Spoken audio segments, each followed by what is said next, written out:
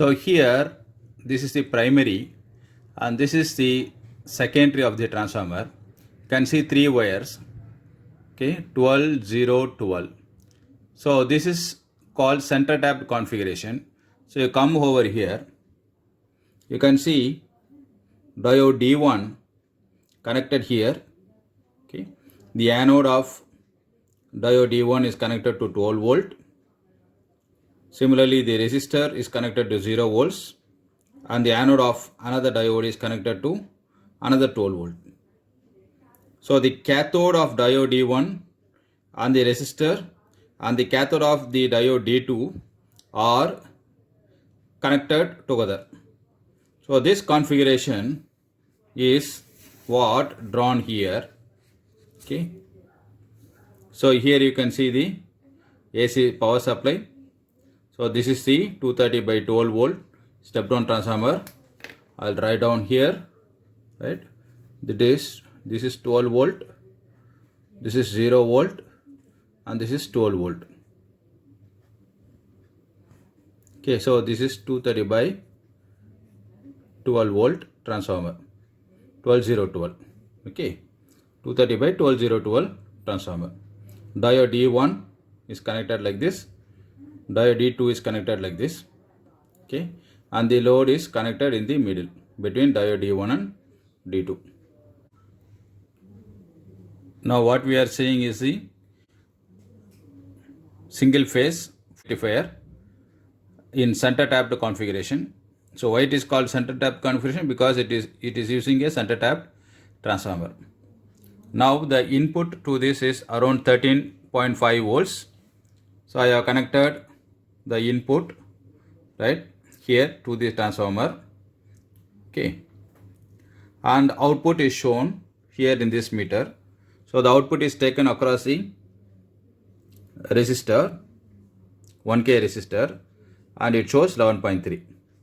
So the input is 13 and output is 11. So the input is and output are almost equal.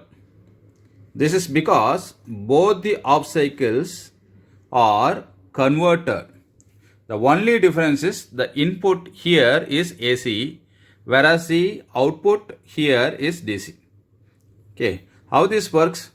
So during the positive off cycle, let us see. So during the positive off cycle, the top of the source is positive and bottom is negative. So you can see in the transformer primary, this dot, red dot is positive. So I have the secondary will have 2 secondaries. So here, since it is a center tapped configuration, it will have 2 secondaries. Okay, so it means there will be 2 windings, right? So one 12 volt, another 12 volt, one is the common, that is 0 volt. That is what we have seen here. So here you can see this is the dot of one winding and this is the dot of the other winding. So what is the thing is, here if this dot is positive, this dot will be also positive and this dot is also positive. So considering that during the positive cycle, all the red dots are positive, you can see diode D1. So you can see diode D1 anode is now connected to the positive. Okay, so it acts as a closed switch, that it is forward biased as a closed switch. Now if you come here, you have a winding here, the red dot is positive, the non-dot, the other side of the winding is negative. Similarly here, in the middle, the red dot is positive and the non-dotted end is negative. So here you can see diode D2, the anode of diode D2 is connected to negative supply. Okay, so it means it is forward biased, reverse bias. Okay, so D2 will be open. So it means during this only D1 will conduct. Okay, D2 will not conduct. Okay, so how the current will flow? Current will start to flow from positive of the supply and it flows through D1 and it comes and enters the resistor in this direction from the right hand side to the left hand side. So this is positive, okay, and this is negative. Okay, and it reaches the negative side. Okay, clear. So during the negative cycle, what happens? So during negative half cycle, the supply voltage reverses. That is, top is minus, bottom is plus. So now the dot ends will become negative because now the dot is connected to the negative of the supply. So if this dot is negative, this dot is also negative, this dot is also negative. So the non-dotted end will be now positive. If you take now D1 anode is connected to dot, it means it is negative, so it is reverse bias and it is open. Whereas here if you come D2 anode is connected to positive, so it is forward biased. So you can see it is closed switch.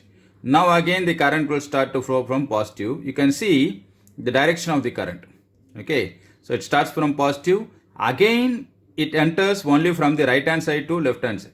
Okay, through the load. Okay, so whether D1 is conducting or D2 conducting, the current direction and the voltage polarity are remaining same. It means whatever the output you got when D1 was conducting, the same output only you will get when D2 is also conducting.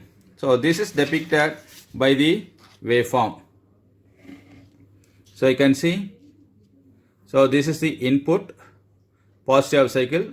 During positive cycle, D1 conducts. I will mark here, D1 conducts. Okay. During negative cycle, D2 conducts. But what you get result output is whatever the output you got during D1, that is the voltage polarity and current direction, the same you get during D2. It means the negative portion is now appearing in the positive side, right? Negative portion is of the input is now appearing in the positive side. It means all the negative parts appear in the positive side. So the output voltage is above 0 or DC. So the output is DC, whereas the input is bidirectional. So the bidirectional input is converted into unidirectional output. Okay, and I said no, this input is 13, output is 11. This is because if you take for one cycle, if you see the area input and the area output, they are almost same, right? It means whatever the input voltage you should get as output, but there is a drop which can be numerically proved. Okay, so what will be the effect of capacitor?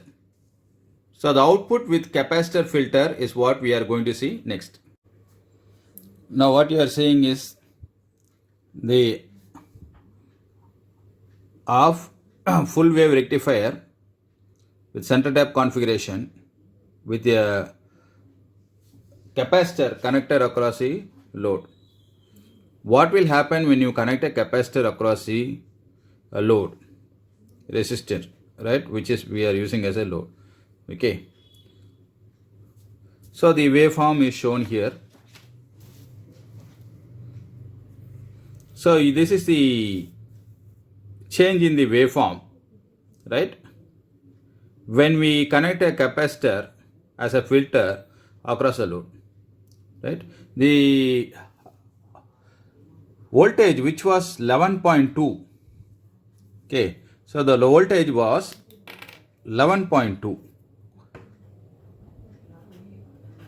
right? Now you can see the voltage has increased to 12.9 or 12.8. Okay, you could have wondered. Now you can see the area has increased. Area output has increased. Okay, right?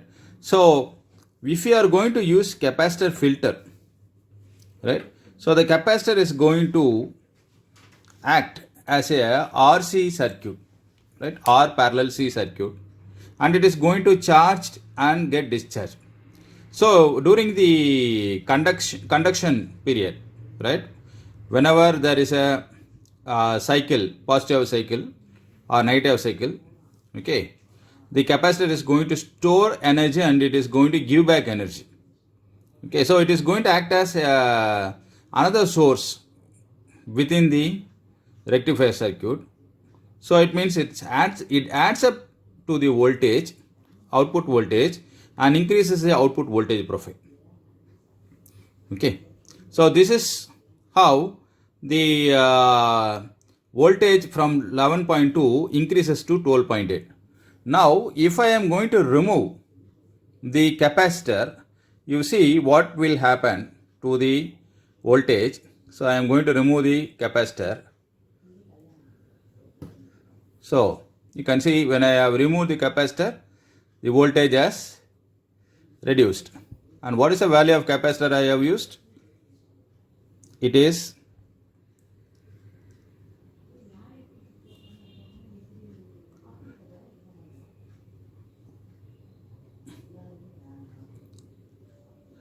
4.7 microfarad.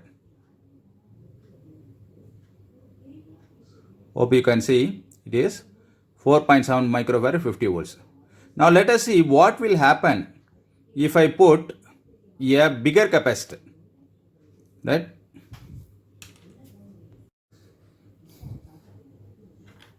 Now previously I used a 4.7 microfarad capacitor, right?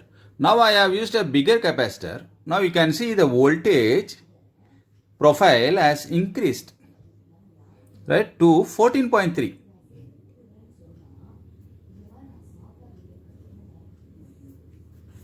Okay, it is not 12.8, it is 14.3 volts. Okay, that is more than the input.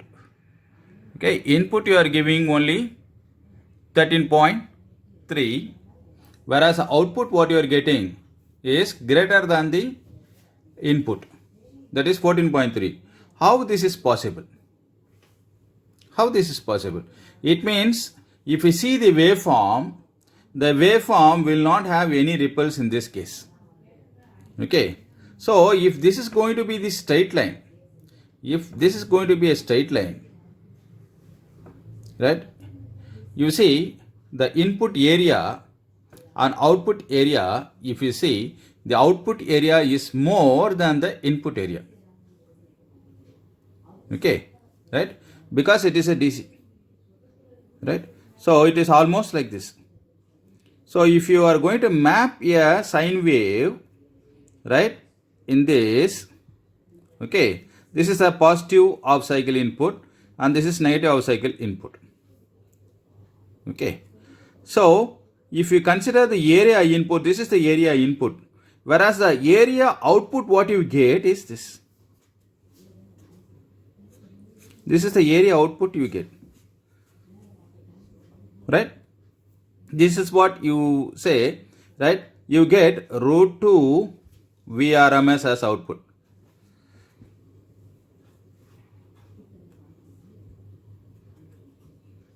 Right?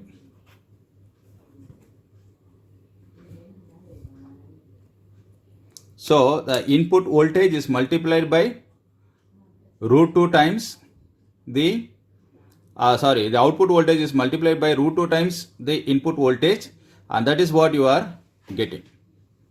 Okay, right? So only now you get output voltage greater than input voltage, right? Now you see, I will prove that output voltage profile has increased due to addition of capacitor. I will remove the capacitor. You can see when I remove the capacitor, the output voltage returns back to 11.2, and now you see the capacitor rating.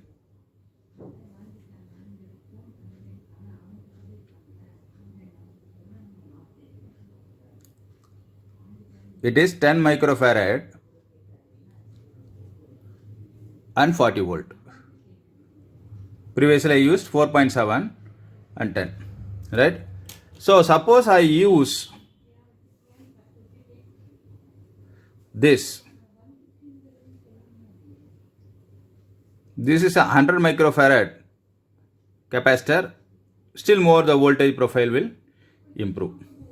Okay, so by adding capacitor as a filter across the output, right, you can improve the output voltage profile of a rectifier.